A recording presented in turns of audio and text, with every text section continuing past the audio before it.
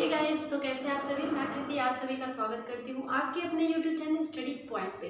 तो दोस्तों, उम्मीद करते होंगे कि आप अपना और अपनी फैमिली का अच्छे से ध्यान रखते होंगे। तो आज के इस वीडियो में हम जानेंगे विटामिन के कुछ प्रकार के बारे में, यानी कि वसा में घुलनशील विटामिन, फैट सॉल्युबल विटामिन के बारे में जानेंगे। इससे पहले की वीडियो में मैंने विटामिन से रिलेटेड 2 ट्रिक बताया था, जो बहुत ही अच्छा और बहुत ही इंपॉर्टेंट था, जिसके माध्यम से आप उसको आसानी से याद कर सकते हो सारे विटामिन के रासायनिक नाम को। ठीक है, तो आज हम लोग डिस्कशन करने हैं कीड़ा यानी कि ADE के विटामिन को, जो वसा में घुलनशील माना जाता है, जिसे हम फैट सोल्यूबल विटामिन कहते हैं। क्या कहते हैं? फैट सोल्यूबल विटामिन कहते हैं। सबसे पहला विटामिन है विटामिन ए। विटामिन ए का रासायनिक नाम क्या होता है? रेटिनॉल। क्या होता है? रेटिनॉल होता है। और इसकी कमी से क्या कौन सा रोग हो जाता है? रतौंधी। कौन सा रोग हो जाता है? रतौंधी। इंग्लिश में क्या बोलते हैं इसको? Night blindness. क्या बोलते हैं? Night blindness. आप लोगों ने बहुत लोगों को देखा होगा जो क्या करते हैं, जैसे ही अंधेरा होता है उनको दिखाई देना कम हो जाता है, यानी कि उनको कम दिखाई देता है। तो वो किसकी कमी से होता है? विटामिन ए की कमी से हो जाता है, जिसे हम रतौंधी रोग के नाम से जानते हैं, नाइट ब्लाइंडनेस के नाम से जानते हैं। तो इसकी कमी को पूरा करने के लिए अब क्या करेंगे? इसकी कमी को पूरा करने के लिए गाजर, मछली का तेल, हरे पत्तेदार सब्जियां, दूध, ये सब चीज़ों को खाना। सबसे ज़्यादा इसमें बेनिफिट जो होता है मछली का तेल होता है। मछली का तेल अगर आप पीते हो तो उससे आपको रतौंधी यानी कि आँख से रिलेटेड प्रॉब्लम नहीं होगी। जो लोग ये सब चीज़ें खाते होंगे वो मछली का तेल जरूर यूज़ करें।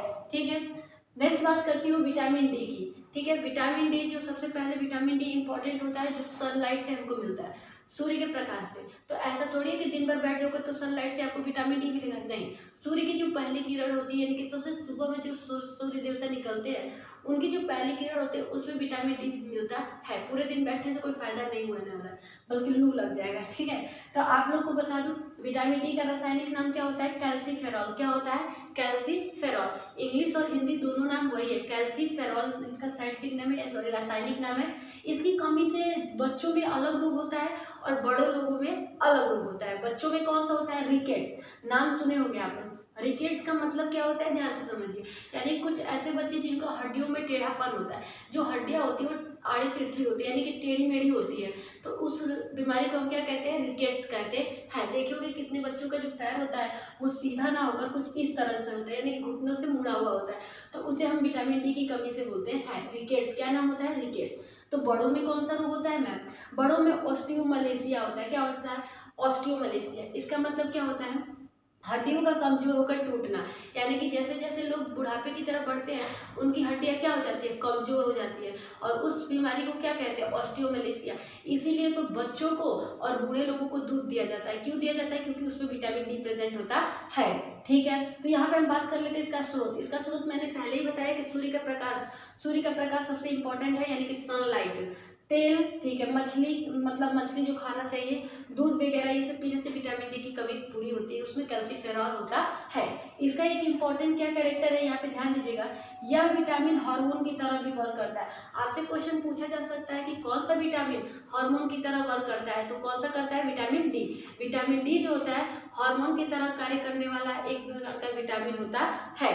ठीक है, इतना समझ में आ गया होगा आई होप कि विटामिन ए का रेटिनॉल होता है, इसकी कमी से रतौंधी होता है, ये सब चीजें खाना चाहिए। विटामिन डी का कैल्सीफेरॉल होता है और तेल वगैरह लेनी चाहिए, ताकि इनमें कमी से बच्चों में रिकेट्स और बूढ़े लोगों में यानी कि बड़े लोगों में ऑस्टियोमलेशिया हो जाता है।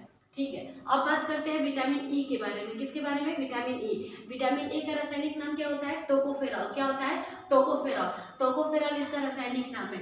यह जो होता है विटामिन ई बहुत ही ज्यादा इंपॉर्टेंट है। एक तो खूबसूरती का विटामिन माना जाता है, एक जनन प्रोसेस का, यानी कि जनन, देखिए आप लोगों ने लिख के बताती हूँ यहाँ पे, रिप्रोडक्टिव विटामिन है। ये कैसा विटामिन है? रिप्रोडक्टिव विटामिन, यानी कि इसको यूज करने से विटामिन ई की गोली भी होती है, मार्केट में उपलब्ध है, तो आप चाहे तो उसकी गोली भी यूज कर सकते हैं। इसमें महिलाएं ज्यादा यूज करती हैं विटामिन ई के बालों में लगाने के लिए और चेहरे पे लगाने के लिए, क्योंकि इसे सौंदर्य यानी कि ब्यूटी विटामिन के नाम से भी जानते हैं। इसकी कमी से क्या रोग हो जाता है? ध्यान दीजिएगा, ये सब दोनों चीजें आपको याद रखना है कि रिप्रोडक्टिव विटामिन किसे कहते हैं, ब्यूटी विटामिन किसे कहते हैं। इसकी कमी से जो होता है संतान पैदा करने की क्षमता में कमी, यानी कि लोग जो होते हैं बच्चे पैदा नहीं कर पाते हैं। बहुत से ऐसे लोग होते हैं जिनके बच्चे ज्यादातर नहीं हो पाते हैं, तो उनकी कहीं ना कहीं विटामिन ई की कमी हो जाती है। किस प्रकार की कमी होती है, पुरुष में क्या हो जाता है, मेल में क्या चीज़ की कमी हो जाती है, मेल में स्पर्म नहीं बनता है, यानी कि मेल में जो होता है स्पर्म का फॉर्मेशन नहीं होता है। स्पर्म को इंग्लिश में शुक्राणु, हिंदी में शुक्राणु बोलते हैं, वीर्य बोलते हैं, ठीक है। नपुंसकता हो जाता है, मेल को क्या हो जाता है, नपुंसक हो जाते हैं, यानी कि नपुंसक उन लोगों को कहा जाता है जो स्पर्म का फॉर्मेशन नहीं कर पाते हैं।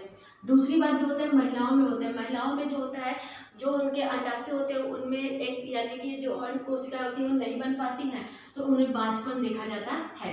देखिए याद रखिएगा कि स्पर्म का नहीं बनना मतलब जो विटामिन ई होता है, नपुंसकता बीमारी को ग्रसित होते हैं मेल और बांझपन से ग्रसित होती है महिला यानी कि फीमेल, ठीक है। अगला बात करते हैं स्रोत के बारे में। स्रोत इसमें क्या होता है, गेहूं, चना, सब्जियां, दूध, बटर, यानी कि देखिए कुल मिला के हमको हरी सब्जियां तो हर एक चीज में यूज करनी ही करनी है, ठीक है। और तेल वगैरह जो मछली का तेल ये सब भी आप यूज कर सकते हो अगर आप मांसाहारी हो तो, ठीक है। नहीं तो आपके पास बहुत सारे ऑप्शन है, ये सब चीजें खानी चाहिए। विटामिन ई की बात करूँ, सबसे पहले विटामिन ई इसका जो होता है इसकी कमी से क्या हो जाता है, इसकी कमी से रक्त का थक्का नहीं बनता है। इसकी कमी से क्या होता है, रक्त का थक्का नहीं बनता है, जिसको बीमारी को हीमोफीलिया कहते हैं। क्या बोलते हैं, हीमोफीलिया। विटामिन ए का रासायनिक नाम क्या होता है ये आप कमेंट करके बताएंगे, क्योंकि मैंने बात बता रखी है, ठीक है। रोग क्या होता है, रक्त का थक्का नहीं बनना, आपको हीमोफीलिया कहते हैं। यानी कि अगर इसका मतलब क्या हुआ मैम, अगर आपकी बॉडी में कहीं भी कट हो जाता है तो क्या होगा ना, आपके बॉडी में कहीं भी कट होने के बाद वहां से ब्लड क्लॉट यानी कि थक्का नहीं बनता है, और ब्लड जो होता है यानी कि खून लगातार क्या होता है, बहता रहता है, तो उस बीमारी को हीमोफीलिया बीमारी कहते हैं, रक्त का थक्का नहीं बनना। इसकी कमी में चना, टमाटर, दूध, गन्ना ये सब चीजें लेना चाहिए। तो ये था वसा में घुलनशील विटामिन। अब बचा है वाटर, अब बचा है वाटर में वाटर सॉल्युबल यानी कि जल में घुलनशील विटामिन जो बी और सी होते हैं। इसके बारे में हम नेक्स्ट वीडियो में देखेंगे। आई होप कि आपको आज का जो वीडियो था यानी कि वसा में घुलनशील आपको अच्छा लगा होगा और इससे आपको बहुत कुछ सीखने को भी मिला होगा, ठीक है। तब मिलते हैं अपने नेक्स्ट वीडियो के साथ, तब तक के लिए बाय बाय, टाटा।